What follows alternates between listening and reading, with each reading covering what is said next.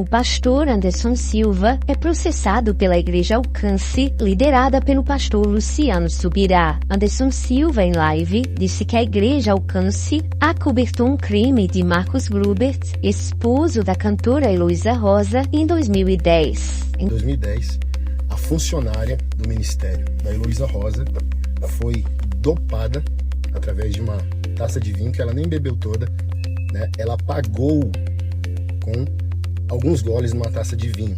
Então, Marcos Gruber, marido da Heloísa Rosa, dopou essa funcionária e no ânus e na vagina. A moça era virgem, foram ao médico, o ímen não se rompeu, mas ele, o animal, o ânus da moça. E é esse pano de fundo que a Igreja Alcance trata o crime como um pecado. Não terem tomado providências jurídicas tão rápidas quanto agora para proibir a live, permitiu com que esse animal, uma criança de 5 anos, em 2023. Antes de eu vir embora, pastor, falei tudo o que aconteceu para eles, para Heloísa Rosa. Eles me colocaram no Ministério de Cura, sabe? Assim, ó, o Alcance, sabe? Você foi a gente não vai denunciar a gente não vai pagar psiquiatra nem psicólogo para você e fazer a intervenção, né, necessária. Não, sabe o que eles fizeram? 30 dias de cura ministerial com a tal da Ilza, que foi uma das que testemunhou hoje que a situação dessa moça era adultério. E essa mesma Ilza, com tudo pago pelo Ministério Alcance, quando a criança de 5 anos foi em 2023, a Alcance pagou pra tal da Isa ir pra Orlando pra cuidar, sabe de quem? Sabe de quem? Da Heloísa Rosa.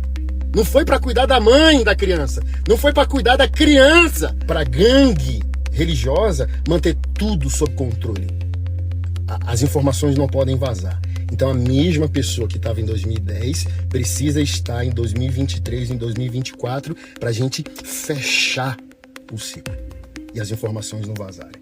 E por que a igreja é indesculpável? Porque a moça falou com todo mundo que passou por ela. Aí sabe o que machucou a moça? A questão da Heloísa Rosa. A primeira preocupação dela é se o do marido engravidou a moça.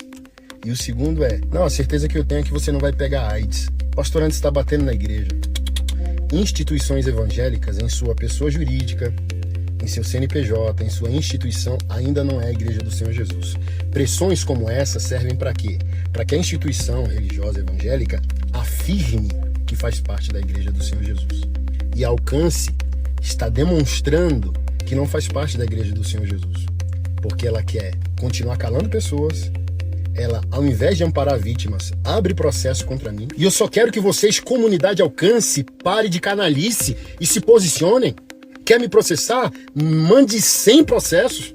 Mas, pelo amor de Deus, liguem para a moça de 2010. Faça o ressarcimento. Se você não sabia dessa canalice, a sua obrigação imediatamente é ligar para a moça de 2010 e fazer ressarcimento humano, emocional, psicológico, financeiro, sim, por que não?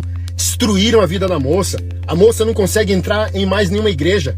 Luciano Subirá, se você honra verdadeiramente seu legado espiritual, teológico, se você é um pai doutrinário desse país, pare tudo o que você está fazendo e se arrependa como um homem, mediante os pecados estruturais que a sua casa eclesiástica cometeu. Eu não estou aqui para dizer que vocês são do maligno, eu estou aqui expondo vocês para que vocês tomem providências bíblicas em favor das vítimas, porque em favor da reputação vocês já tomaram, os processos estão aí. Em favor da Heloísa, vocês também já tomaram.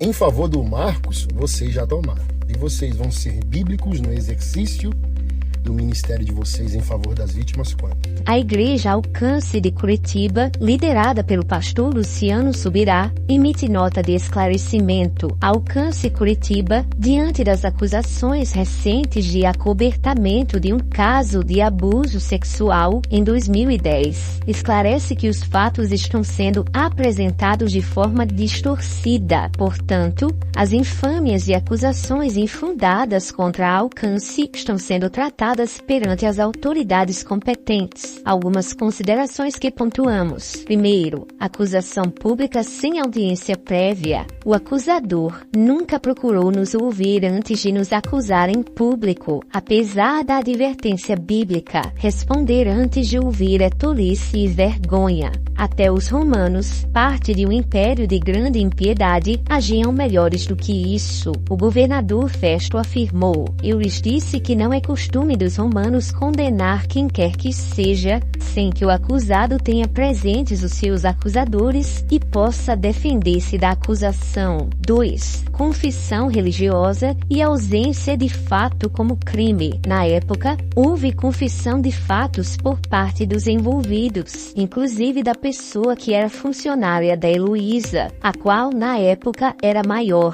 capaz, com 25 anos de idade. Nunca foi reportado nenhum fato como crime de abuso sexual. Caso fosse essa a versão, a pessoa teria sido encaminhada às autoridades competentes. Aliás, essa é a nossa posição e a instrução que damos em público e, inclusive, já o fizemos. Diferente de pecados, crimes não devem ser tratados por líderes espirituais. Devem ser reportados à justiça.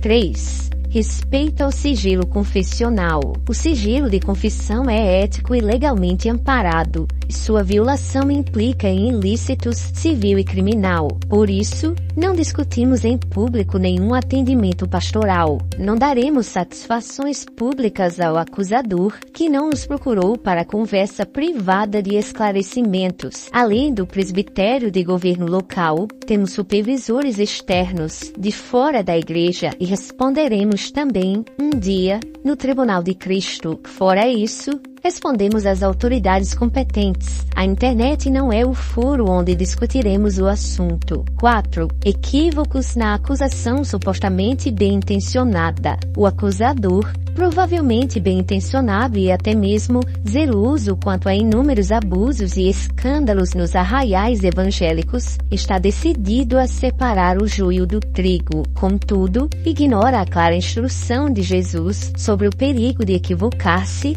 na interpretação de quem é quem. Essa insensatez propaga injustiças e põe em xeque a credibilidade de gente íntegra, cujo juiz é Deus. 5. Importância da investigação prévia e justa. Nenhum abuso é aceitável. Por outro lado, processos investigativos são necessários e bíblicos. Vale lembrar que a Bíblia registra que José foi injustamente preso no Egito por uma acusação falsa. Por isso, a determinação das Escrituras de uma investigação acurada. Uma só testemunha não poderá se levantar contra alguém por qualquer iniquidade ou por qualquer pecado, seja qual for que cometer. Pelo depoimento de 2 ou 3 testemunhas, se estabelecerá o fato. Essa não é uma tentativa de inocentar alguém que está sendo acusado por outro crime. Se houve, na época, qualquer violência, a mesma não foi reportada dessa forma pelas pessoas envolvidas. Portanto, a acusação de negligência e acobertamento para com a igreja é mentirosa. 6. Rejeição de difamações. Zelamos pela integridade e respeito aos princípios bíblicos. Esse ministério tem anos de uma conduta coerente e honesta e é um dos nossos maiores patrimônios. Vale mais o bom nome do que as muitas riquezas. Por isso, repudiamos veementemente o ato difamatório e processamos o acusador nos termos da lei. E qualquer valor que vier a ser recebido será doado. Crimes devem ser tratados perante as autoridades e não em postagens de internet. 7. Pedido de oração e respeito às autoridades. Oramos por todos os envolvidos, que haja justiça para os culpados, cura e restauração para os feridos e misericórdia divina sobre todos. Pedimos ainda aos nossos membros e também aos que nos acompanham via internet que não se envolvam em discussões e intrigas, nem mesmo para nos defender. 8. Cumprimento das ordens judiciais e princípios cristãos. Por fim, é importante sempre destacar que respeitar as autoridades constituídas por Deus é uma responsabilidade que todos devemos assumir seriamente. Em Romanos 13, 1 e 2, 2, somos instruídos a nos sujeitar às autoridades, pois não há autoridade que não venha de Deus. As que existem foram instituídas por Ele. Similarmente, 1 Pedro 2, 13 e 14, nos encoraja a nos submeter a toda autoridade humana por causa do Senhor. Atitudes de desrespeito a ordens judiciais